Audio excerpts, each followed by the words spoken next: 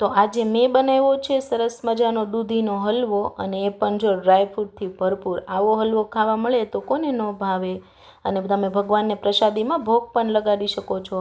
તો એના માટે મેં શું કર્યું છે, અહીંયા માર્કેટમાંથી એક 500 ગ્રામની દૂધી લઈ લીધી છે. હવે આ દૂધીને વચ્ચે કટ લગાવી દેવાનું છે, અને પછી છે ને એને ઉપરથી આ રીતની છાલ કાઢી લેવાની છે. આ રીતે છાલ કાઢવાનું જે છાકું આવે તમે એનાથી કાઢો તોય ચાલે, નહીંતર તમે છે ને પેલું છાકાથી એમને ઘસી અને પછી દૂધી ધોઈ નાખો ને તોય ચાલે. તો મેં અહીંયા દૂધીની છાલ કાઢી લીધી છે, અને પછી આ રીતની એક મોટી જાળીવાળી ચાવણી આવે છે એ લેવાની છે.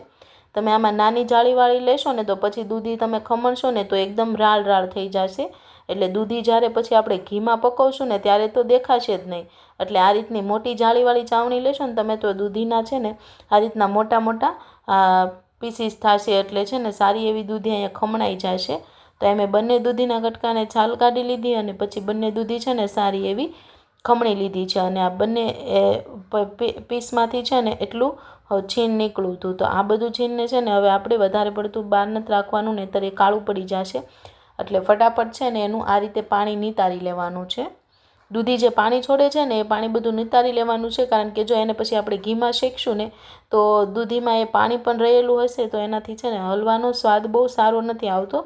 એકદમ ચીકણો ચીકણો હલવો બને છે. એટલે અહીંયા છે ને દૂધીમાંથી આ રીતનું બધું પાણીને કાઢી લેવાનું છે, અને આ રીતે એકદમ કોરું છીણ બનાવી લેવાનું છે. છીણ બધું રેડી થઈ ગયું છે ને એટલે હવે આપણે અહીંયા ગેસ પર છે ને કઢાઈ રાખીશું.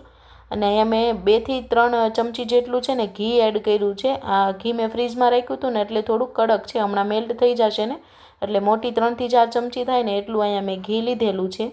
તો ઘી આપણું સારું એવું મેલ્ટ થઈ ગયું છે, એટલે દૂધીનું છીણ બધું એની અંદર નાખી દેવાનું છે. હવે એને સરખાઈથી છે ને સાતળી લેવાનું છે. 1-2 મિનિટ માટે આ રીતે તેને ગેસની ફ્લેમ ધીમી રાખીને શેકાવા દેવાનું છે.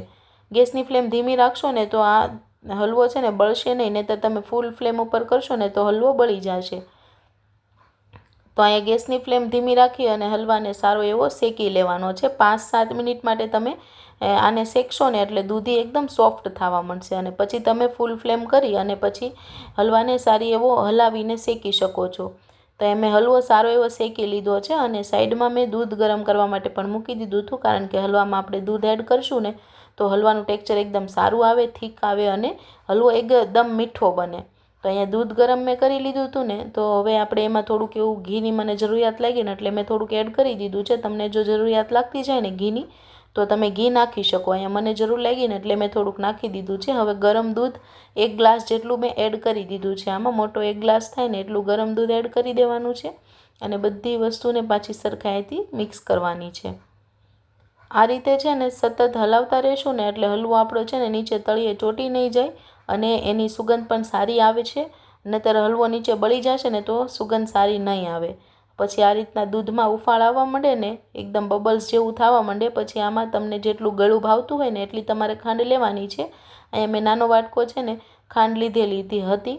અમે બહુ ગળું નથી ખાતા, એટલે તમે જો વધારે પડતું ખાતા હોય તો તમારે વધારે ખાંડ લેવાની છે. પણ મેં એટલી ખાંડ લીધી હતી ને તો પણ હલવો છે ને એકદમ મસ્ત બન્યો હતો, ગળ્યો જ બન્યો હતો. તો અહીંયા મેં ખાંડ એડ કરી અને પછી એને મિક્સ કરવાનું છે, અને ફરીથી છે ને આ રીતના દૂધમાં ઉફાળ આવવા દેવાનું છે. હવે તમારે ગેસની ફ્લેમ ફૂલ કરી દેવાની છે, અને આ રીતે તેને સતત મિક્સ કરતા રહેવાનું છે.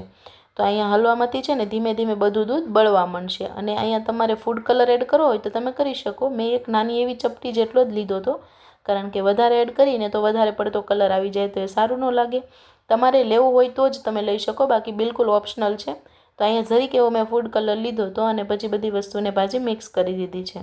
હવે હલવાને છે ને આ રીતે સતત આપણે મિક્સ કરતો રહેવાનો છે. ગેસની ફ્લેમ ફૂલ કરી દેવાની છે, અને સતત આ રીતે મિક્સ કરતા રહેશો ને એટલે દૂધ બધું હલવામાંથી બળી જશે. તો જો અહીંયા ઘણું ખરું દૂધ હલવામાંથી બળી ગયું છે, અને હલવો છે ને એકદમ કણી કણી બનીને રેડી થયો હતો. કારણ કે દૂધ અને ઘી બંને વસ્તુ આવે ને તો એમાં કણી પડવા માંડે, અને હલવો એકદમ મસ્ત કણી કણી બનીને રેડી થયો હતો.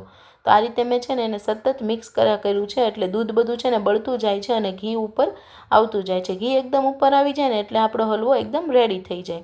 તો એ દૂધી સારી એવી શેકાઈ ગઈ છે, અને મસ્ત હલવો પણ બનીને રેડી થઈ ગયો છે. હવે મેં ડ્રાયફ્રૂટ પણ ઘીમાં શેકી લીધા હતા, જેમાં કાજુ, બદામ, પિસ્તા અને કિશમિશ મેં એડ કરેલા હતા. તમને ગમતા બધા ડ્રાયફ્રૂટ તમે નાખી શકો. તો બધી વસ્તુ નાખીને સરખાઈથી મિક્સ કરીશું. તો આપણો દૂધીનો છે ને સરસ એવો હલવો બનીને રેડી થઈ ગયો છે. તમને મારા વિડીયોઝ જોવા કેવા લાગે છે? જો રેસીપી ગમતી હોય ને મારી, તો મારી ચેનલને જરૂરથી સબસ્ક્રાઈબ કરી દેજો. અને આ હલવો છે ને શ્રાવણ મહિનામાં બનાવો તો તમે ભગવાનને પણ ભોગ લગાડી શકો છો, અને આ હલવો ખાવામાં પણ એકદમ ટેસ્ટી બને છે. તો આપણો સરસ મજાનો દૂધીનો હલવો બનીને અહીંયા રેડી થઈ ગયો છે. તો તમને જો મારો વિડીયો ગમ્યો હોય ને તો લાઇક, શેર એન્ડ સબસ્ક્રાઈબ કરવાનું ભૂલતા નહીં. જો સરસ મજાનો આપણો હલવો બનીને રેડી થઈ ગયો છે.